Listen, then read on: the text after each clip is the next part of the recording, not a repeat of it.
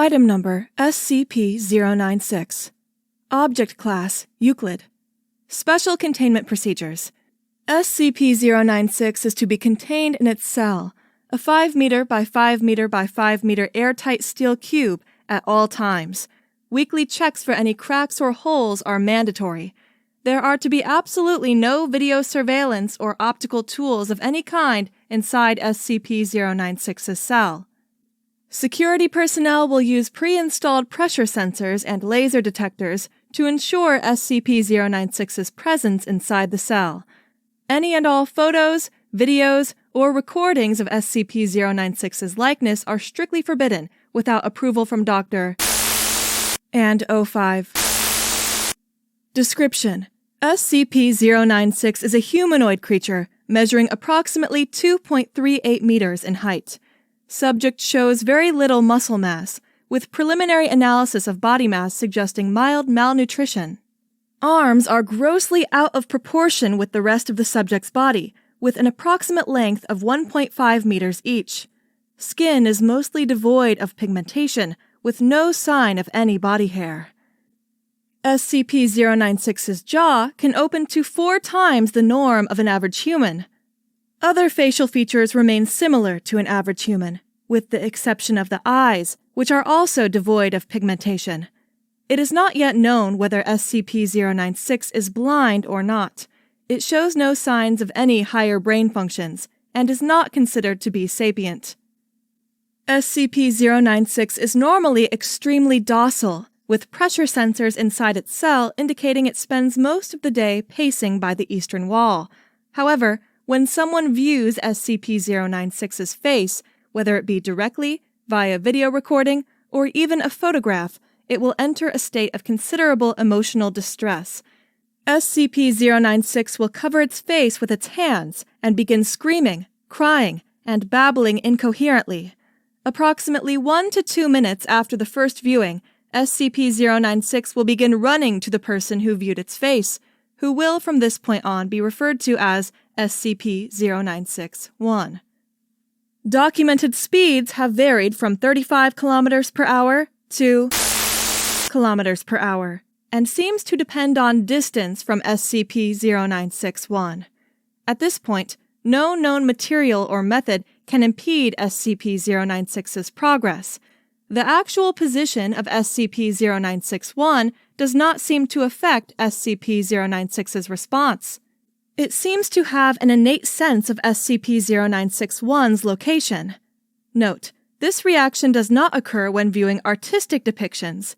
See Document 096-1. Upon arriving at SCP-096-1's location, SCP-096 will proceed to kill and SCP-096-1. SCP-096 will then sit down for several minutes before regaining its composure and becoming docile once again. It will then attempt to make its way back to its natural habitat. Due to the possibility of a mass chain reaction, including breach of Foundation secrecy and large civilian loss of life, retrieval of subject should be considered alpha priority. Dr. has also petitioned for immediate termination of SCP-096. See Interview 096-1. Order is awaiting approval. Termination order has been approved and is to be carried out by Dr. on. See Incident 096-1A. Audio log from Interview 096-1. Interviewer, Dr. Interviewed, Captain, retired. Former Commander of Retrieval Team Zulu 9A. Retrieval Incident 096-1A. Begin log. Time. Research area. It always sucks ass to get initial retrieval duty. You have no idea what the damn thing is capable of besides what jacked up information the field techies can scrape up, and you're lucky if they even tell you the whole story. They told us to bag and tag. Didn't tell us jack shit about not looking at the damn thing. Could you describe the mission, please? Yeah, sorry. We had 2 choppers, one with my team and one on backup with Zulu 9B, and Dr. We spotted the target about 2 clicks north of our patrol path. I'm guessing he wasn't facing our direction, else he would have taken us out then and there. Your report says SCP-096 didn't react to the cold. It was Celsius. Actually, it was... And yes, it was butt naked and didn't so much as shiver. Anyway, we landed, approached the target, and Corporal got ready to bag it. That's when Doctor called.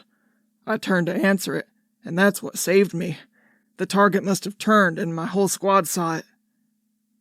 That's when SCP-096 entered an agitated emotional state. Yep. Sorry, got the willies for a second. That's all right. Yeah, well, I never saw its face. My squad did, and they paid for it up the ass. Could you describe it a little more, please? Yeah. It started screaming at us and crying. Not animal roaring, though. Sounded exactly like a person. Really fucking creepy. We started firing when it picked up Corporal and ripped off his leg. God, he was screaming for our help. Fucking A. Anyway, we were blowing chunks out of the target round after round. Didn't do jack shit. I almost lost it when it started. That's when you ordered the use of an AT-4 HEDT launcher. An anti-tank gun. Started carrying it ever since SCP got loose. I've seen those tear through tanks like tissue paper. Did the same thing to the target. There was significant damage to SCP-096. It didn't even fucking flinch. It kept tearing apart my squad, but with half of its torso gone. He draws a large half circle across his torso. But it was taking damage. If it was, it wasn't showing it. It must have lost all its organs, all its blood, but it didn't acknowledge any of it. Its bone structure wasn't hurt at all, though. It kept tearing my squad apart. So, no actual structural damage. How many rounds would you say were fired at SCP-096? At the least, 1,000. Our door gunner kept his GAU-19 on it for at least 20 seconds. 20 fucking seconds. That's 650 caliber rounds pumped into the thing. Might as well have been spitting at it. This is when Zulu 9B arrived. Yeah, and my squad was gone.